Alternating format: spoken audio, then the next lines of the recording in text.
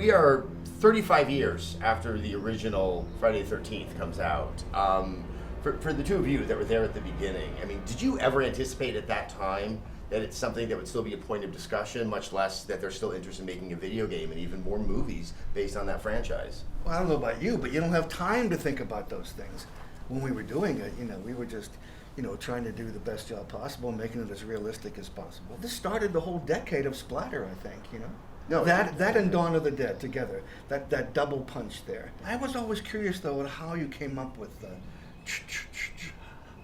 You owe me a nickel, because every time I get a nickel. Can I have it? Okay. Hey. The way I came up with it was simple.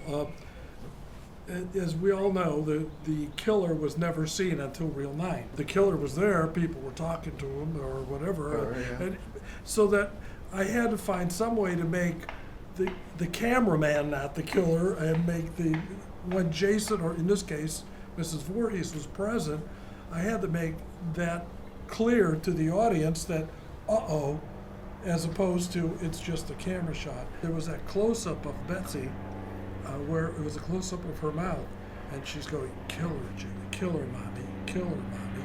We saw her mouth say that, and Sean had said to me, "Can we get a chorus?" And I'm going like, "Oh yeah, right." A Greek chorus? Or an actual chorus, and I'm going like, we're lucky we have players, we're this is, guerrilla filmmaking going on here.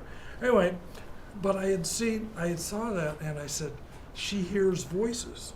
She hears this in her head. Oh, okay. So I took killer, mommy, I took k and ma. And then I just went up to a microphone and ran it through a clever little devil. So it's your voice. It's me. I can do it for you right now. So I would just go to a mic and go, k, ma. And then we ran it through this gizmo called an echoplex, and it went k, k, k, k, ma. Like that. I'm curious, and if you're here, then are we to expect that in the game? I would say yes. Since you're here? Yes. Or we just brought you in to tell us that story? No, I just came in for the story. But you can not only expect it in the game, it will be there. I think one of the weird things for me in writing this music is that one of the players is the killer. We're going to use it exactly the way you did in the films. Right, I mean, you use it for that, but the thing is that I've actually never written music for Jason. I mean, I'm always writing the music point of view of the audience or the character who's about to be killed.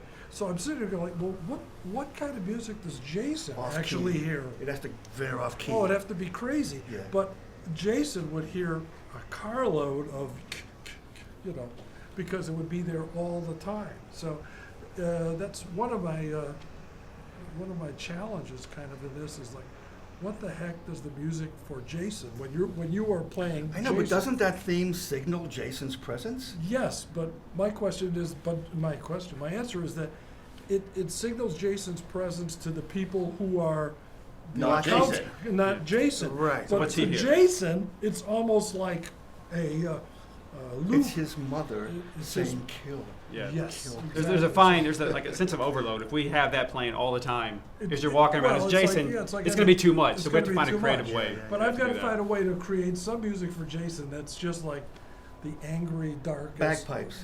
Bagpipes.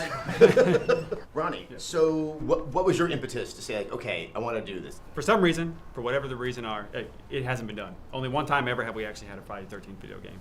And even when we did, it wasn't like this. You could never walk around Crystal Lake as Jason and hunt down camp counselors. Or on the reverse side, you could never be a counselor and try to escape Jason. You were always watching the films, yelling at them not to do this or to do that. Like, now you get to participate in it. The whole team has been a big fan of Friday the 13th for a long time, and it's a game that we've been wanting to make for a very long time. And you keep waiting for someone else to do it, and it never happens. And you're looking around like what has been waiting on? So then we go, hey, now's the time. We know the franchise. Let's just do it ourselves, and that was kind of the blueprint that got us here. And of course, do it as a multiplayer game. So you're covering the whole experience from all aspects. The council's trying to survive the night and get away, and then Jason just rampaging. His only goal is to kill everyone, right? Yeah. So Tom, I mean, I think you are so integral to what sort of gives this franchise its lasting power with the effects, which, having just gone back and watched the original again, the initial throat cutting scene is just incredible. Sean said, how long is it going to take to rig her up for the throat cut, because we're losing the light. It's like 4 o'clock in the afternoon. And I said 20 minutes. So I put her on a motorcycle, back on my motorcycle, drove to this little studio, did her, and zoomed back, and Sean said, wow, you weren't lying. You said 20 minutes, and it was 20 minutes. You know? He was amazed that I wasn't lying about it. You know, so. Why did Friday the 13th in particular, but really a lot of the slasher movies of the 80s, so resonate with an audience at that time? I mean, it was the splatter decade, okay? So it was how are these obnoxious teenagers going to get killed, you know? And especially when it was Jason's point of view doing it, you felt like you were taking care of these obnoxious teenagers. Not all of them were obnoxious, you know. I mean, but quite a few were. Yeah. Well, Kevin Bacon wasn't obnoxious. You know? And he died gloriously. He's one of the most famous deaths. Yeah. But what made that effect was my assistant Tasso, who was pumping the blood.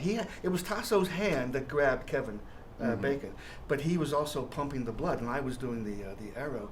If you remember, Sean, the tubing came off the pump, and he grabbed it and blew in it, and that's what made the blood gurgle and shoot up.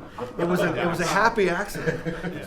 But I think the audience that's what started it all. I mean, Dawn of the Dead, Friday the 13th, there was a double punch that started that whole splatter decade. On part 4, there was no death for Jason. Okay, so I had to. I thought that young Tommy, who was an effects kid, you know, Corey Feldman.